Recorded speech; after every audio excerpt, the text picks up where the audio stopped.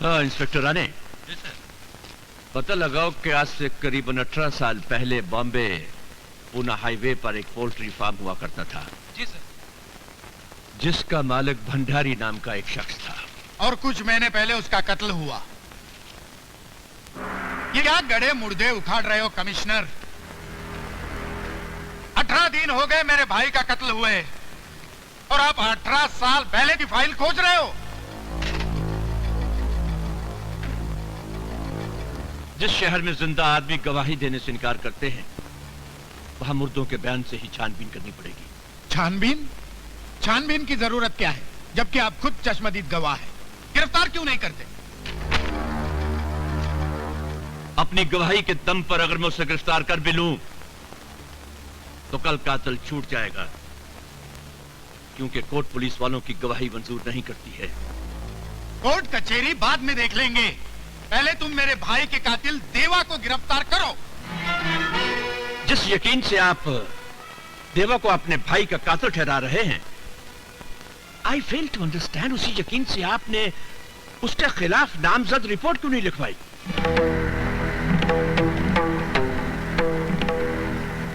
Report? इसलिए ये फाइलों का गोदाम बढ़ाने के लिए? पहले भी कई रिपोर्ट इन फाइलों में पड़ी सड़ रही है।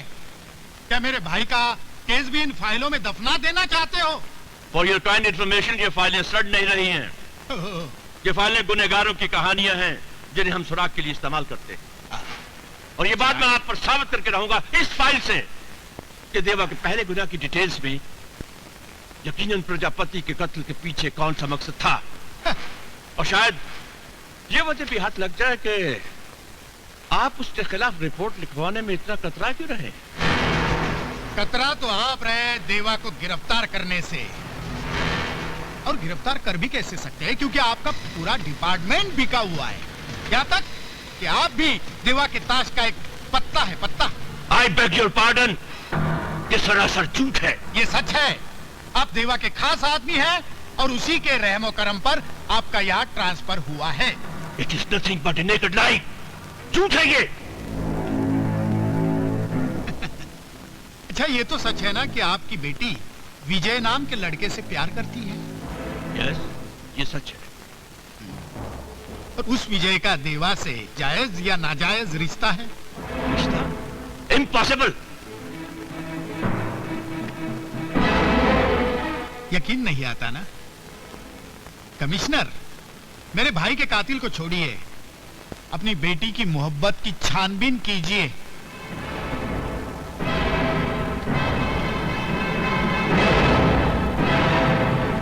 प्रिंसिपल साहब, विजय का देवा से जायज या नाजायज क्या रिश्ता है? रिश्ते तो सभी जायज होते हैं कमिश्नर साहब, नाजायज तो उन्हें हालात बना देते हैं। अपने इस फलसफे में आप खामखा पाप ढकने की कोशिश कर रहे हैं। साफ साफ क्यों नहीं कहते कि विजय देवा की नाजायज औलाद है? I beg your pardon. आप जैसे सभ्य आदमी के मुंह से ऐसी सभ्य बात सुनकर बहुत दुख हुआ कमिश्नर साहब। फॉर ए काइंड इंफॉर्मेशन, विजय अपने बाप प्रशांत कापरे की जायज औलाद है। देवा विजय का जायज मामा है।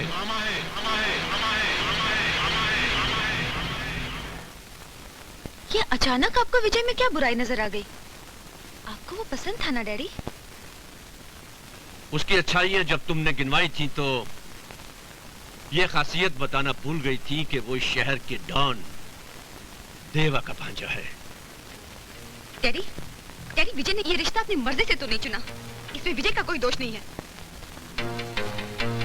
तो फिर इसमें कसूर तुम्हारा है कि तुम कमिश्नर ऑफ पुलिस मलिक की बेटी हो, और ये तुम अच्छी तरह से जानती हो कि ये कमिश्नर यानी तुम्हारा बाप अपने फर्ज पे सब कुछ कुर्बान कर सकता है, यहां तक कि अपनी बेटी को भी।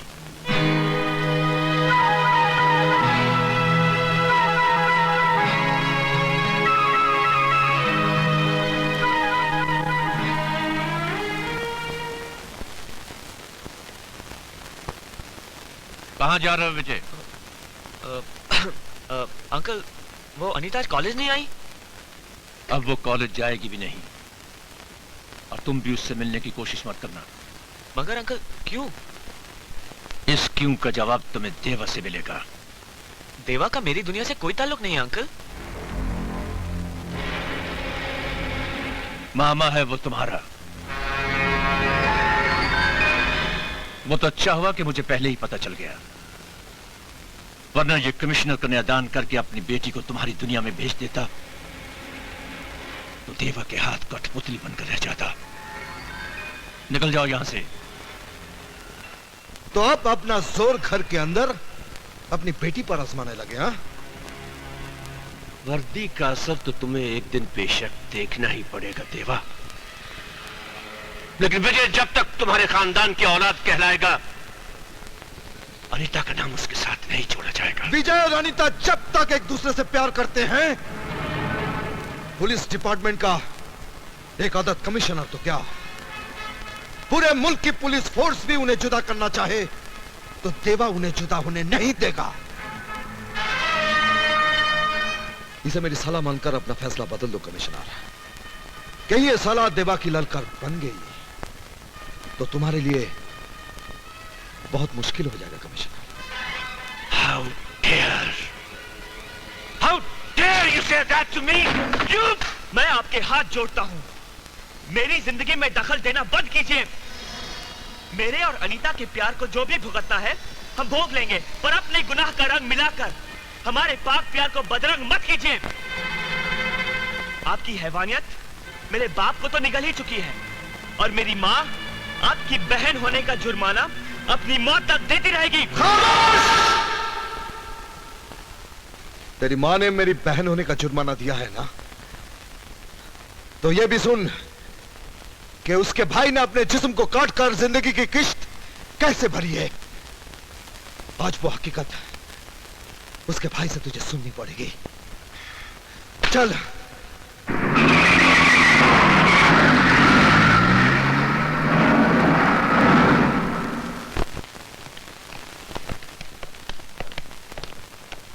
बैठो।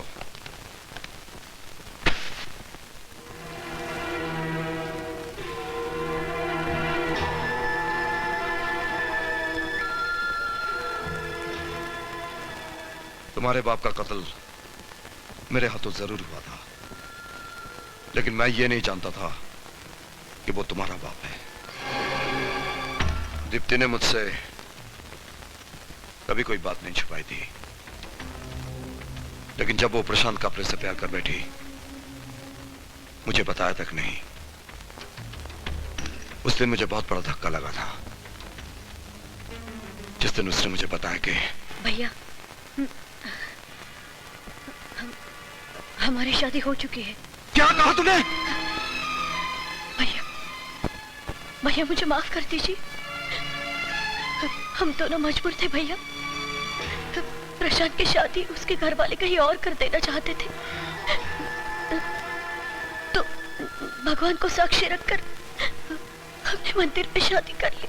तो क्या भगवान नीचे आकर इस बात की गवाही देंगे? किस किस को बताता फिरेगा तेरा ये गरीब भाई कि तेरी शादी हो चुकी है? जीते जी मार डाला तूने मुझे। भैया भैया मुझे मार डालिए, मैंने आपके विश्वास का खून किया है। प्यार के जज्बात में मैं ये भूल गई, मेरा भाई सिर्फ मेरा भाई नहीं, मेरी माँ भी है, मेरा बाप भी है।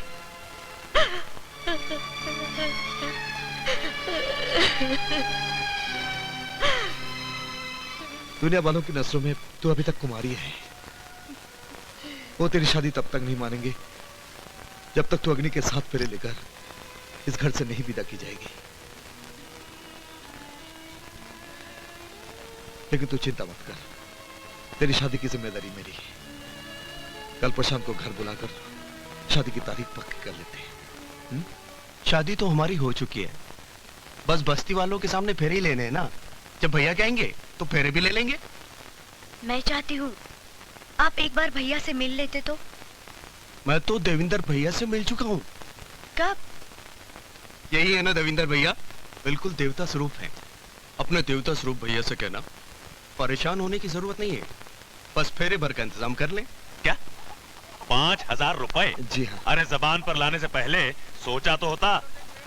सर जी, अपनी एक बहुत बड़ी मजबूरी के लिए पैसा मांग रहा हूँ। मजबूरी? अरे अपनी किसी मजबूरी की वजह से मैंने आज तक तेरी मजदूरी एक दिन के लिए भी रोकी क्या? एक एक की मजबूरी देखूंगा तो सबकी मजदूरी कौन देगा? सर जी, अगर ये पैसा नहीं मिला तो मेरी इकलौती बहन की शादी रुक जाएगी, बड़ी बेइज्जती हो जाएगी सर जी। तो ऐसा कर, कोई ऐसा सेठ ढूंढ ले जिसके यहाँ एडवांस का सिस्टम चलता हो। मुझे दूसरे ड्राइवर बहुत मिल जाएंगे। सर जी। अरे प्रजापति क्यों चट्टान पे सर मार रहा है? फालतू पैसा देना सेठ की फितरत में नहीं है। न तू सेठ को बोल के देखना, तेरी बात मान लेगा। अगर ये पैसा नहीं मिला तो मैं किसी को मुंह दिखाने के लायक नहीं रहूंगा। तो मैं भरोसा करूं? 101%। पैसे की जिम्मेदारी तुम्हारी, काम की जिम्मेदारी मेरी। काम से पहले पैसा मिल जाएगा। ठीक है, तो फिर कुछ ठंडा गर्म हो जाए। नहीं, आज नहीं, फिर कभी, काम हो जाने के बाद। काम तो हो ही जाएगा। ओके।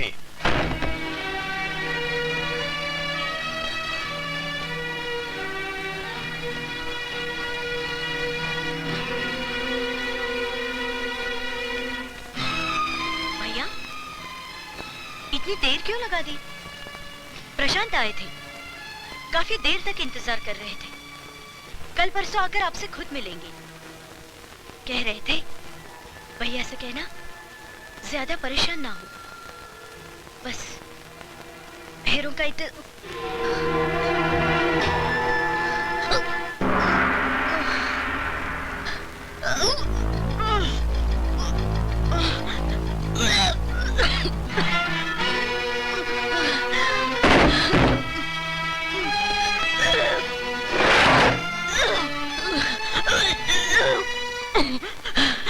बस्ती वालों को पता चल गया तो वो दीप्ति की जायज औलाद पर नाजायज औलाद की मोहर लगा देंगे।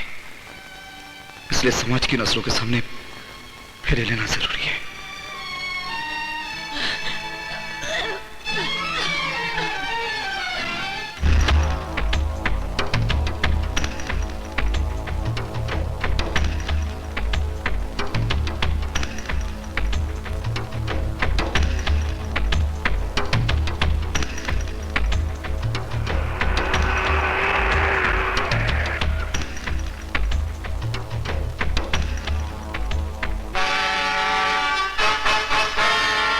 सब आदमी तैयार है ना भंडारी? हाँ हाँ, सब तैयारियां हो गई हैं।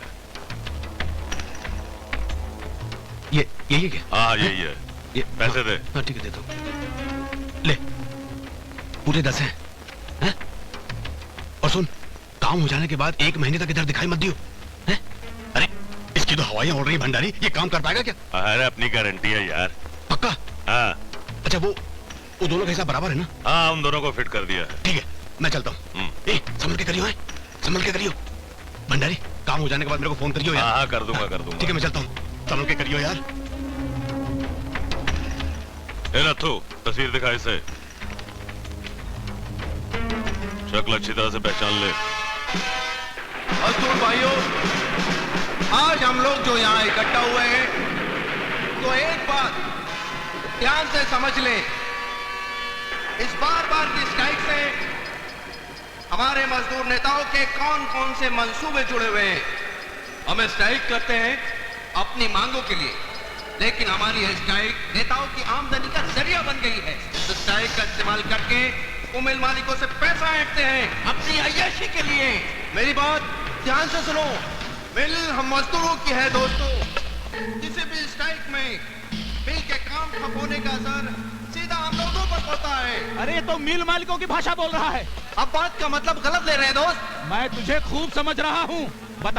बता कितने में खरीदा है मिल मालिकों ने तुझे?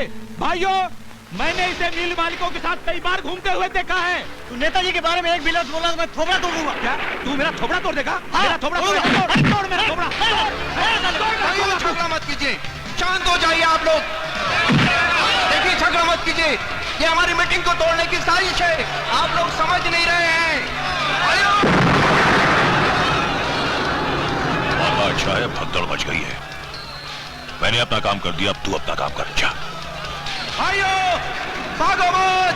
जा, हिम्मत कर, जा जा। भाइयों रुक जाओ, इनको इनकी साजिश में कामयाब मत होने दो।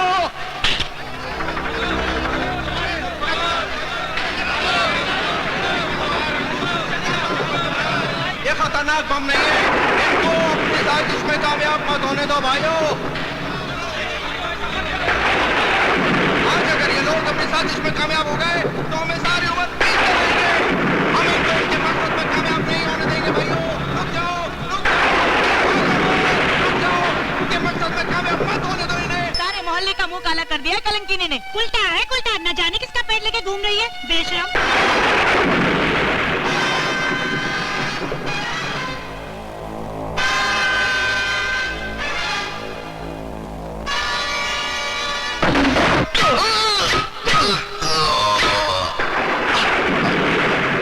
देवेंद्र भैया, आप ये आपने क्या किया? मैं दीप्ति का स्वाद।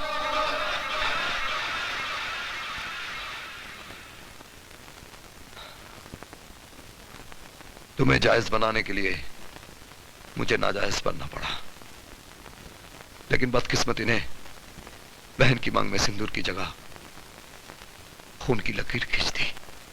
बाबा जी,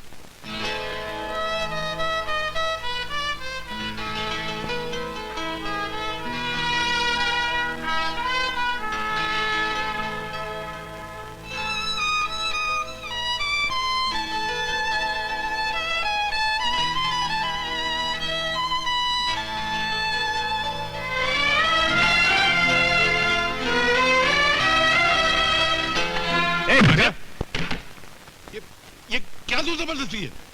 जोर जबरदस्ती नहीं, मर्जी है भाई तुम्हारी। अपने भाई के गले मिलना चाहते हो या उसकी अर्थी कंधे पर उठाना चाहते हो? क्या मतलब? भाई मतलब समझाओ इन्हें। इसे अंदर ले जाओ, अपने आप समझ आएगा। अरे अरे चल अंदर, सब पता चल जाएगा। चल अरे देख राजाराम, अरे हराम खोलो, इसे क्यों पकड़ रहा है? ये सारे लोग तेरे को भी पकड़ के ले आए। एक बात सुने राघव, एक बात याद रखना, ये लोग जोर जबरदस्ती करके तेरे से कुछ करवाएंगे तो करना नहीं है। तू मेरी जान की परवाह नहीं करना, मर जाने देना मेरे को।